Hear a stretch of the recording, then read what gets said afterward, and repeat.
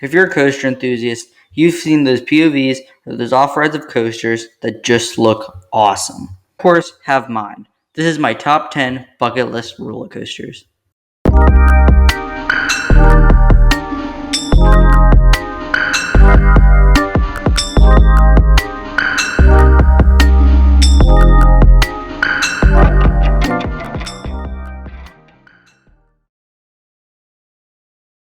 Before we get into the countdown, just keep in mind that all the coasters on this list are just my personal opinion. Nothing on here is right or wrong. Coming in at number 10 is Vortex at Canada's Wonderland. This looks to be one of the best air suspended coasters. It has a height of 91 feet and a speed of 55 miles an hour. This air suspended coaster goes out over a lake and has a chain lift that goes on top of Wonder Mountain, the centerpiece of Canada's Wonderland. This looks to be an awesome ride that pulls some great laterals. It may even be better than the Bat. I don't know, I'll have to go and ride it. But this is number 10, Vortex at Canada's Wonderland. Coming in at number 9 is X2 at Six Flags Magic Mountain. This was the original 4D coaster. It is not a free spin. It does have a controlled spin, but this looks to be an insane ride. It has a drop of 215 feet, making it technically a hypercoaster. It's the first X dimension, and it has a speed of 76 miles an hour. It has 2 inversions, even though the seats do flip, technically giving it more. This looks just to be an awesome ride. You get on the first drop, almost 90 degrees, facing down. This looks to be a super intense ride, and I can't wait to get on it one day. At number 8, we have Nemesis at Alton Towers. This is one of the original B&M inverts.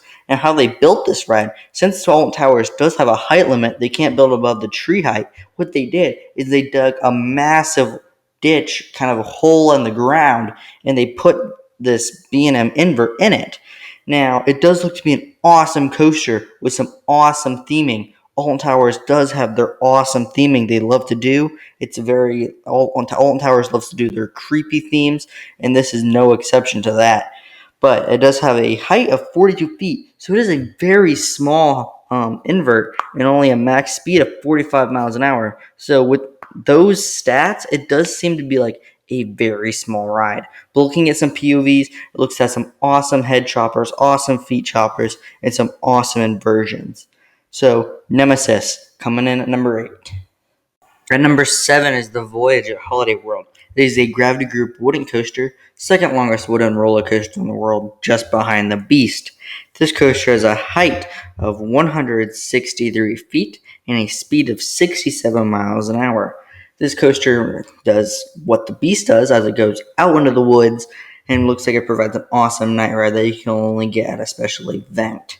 I would love to try this ride. It looks like it has some great airtime moments and some great laterals on those 90-degree moments, even if the mid-course does slow you down quite a bit.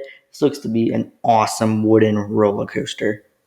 Coming in at number 6 is Phantom's Revenge at Kennywood. This originally opened as an aerodynamics hypercoaster with a few inversions, but Morgan came in and retracked the whole ride and took out all of the inversions. This ride has a height of 160 feet and a speed of 85 miles an hour. Even though this coaster does have a height of 160 feet, the second drop is 200 feet, technically making it a hypercoaster. This ride looks to have some awesome lateral moments and some awesome airtime moments. And the lap bars on this ride don't look to be super restricting, making the airtime moments even greater. That's why this is on my top 10 bucket list. Coming in at number 5 is Railblazer at California's Great America. This is an RMC single rail with a height of 106 feet and a speed of 52 miles an hour. These RMC Raptors look to be amazing rides. It looks like it has some awesome pacing. It doesn't look like it loses its speed at all throughout the layout. It looks to be an amazing roller coaster, especially going down that first drop. It looks awesome. It looks like it has some crazy airtime moments and some awesome laterals. This just looks like to be a crazy ride all around. At number 4 is El Toro, an intimate prefab at Six Flags Great Adventure. This looks to be one of the best wooden roller coasters in the world. The first few airtime hills look insane, and the bank turns toward the end look like they provide some great laterals. This coaster has a height of 181 feet and a speed of 70 miles an hour.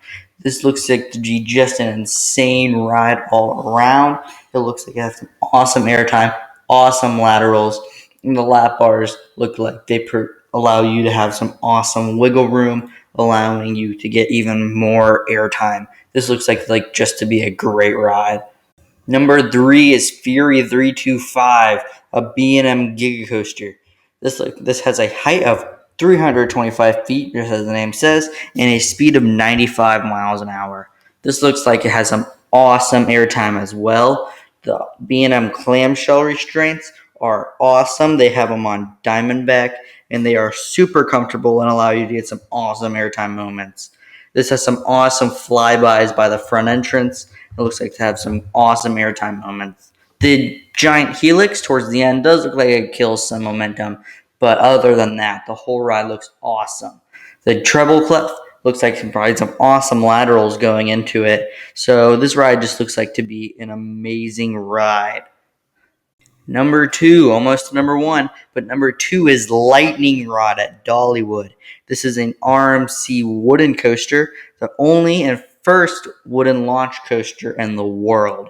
Even though this ride did have its struggles when opening, it looks like it is open most of the time now. This looks like to have an awesome launch. It has a height of 165 feet and a speed of 75 miles an hour, making it the fastest wooden roller coaster in the world. The quad down at the end looks to be amazing. And experiencing airtime with the RMC restraints, as I did on Steel Vengeance, is insane. Even though I heard the back row is kind of rough, I'm sure the airtime more makes up for it. The half loop at the end looks like it also provides some amazing laterals. This is why it is at my number 2 bucket list roller coaster. Coming in at number 1, this may surprise a lot of people considering how a lot of the other entries were based on their airtime. Number 1 is the Smiler at Alton Towers. This is a Gerstlauer Infinity Coaster, the first Infinity Coaster. This looks like to have an awesome theme. I am mainly attracted to the theme of this ride. It is so twisted, and I just think this is one of the greatest themes on a roller coaster ever. This has 14 inversions, the most in the world, a height of 98 feet, and a speed of 53 miles an hour. Again, I am mainly drawn by the amazing theme on this ride. It is so twisted, and the lore to it is insane. And I can't believe that Alton Towers put this much work into this theme of the Smiler. It is insane. The Smiler also looks like to have some awesome lateral moments at the bottom of some of these inversions, and the 2 airtime hills also look like they might provide some great floater. But overall, this looks like just to be an awesome coaster from the theme down to the actual ride experience. This ride just looks to be awesome. Well, that was all for my top 10 bucket list roller coasters. I want to hear what your top 10 bucket list coasters are in the comments. Well, that's all for this video. I want to thank you all for watching, and I will see you in the next one. Bye!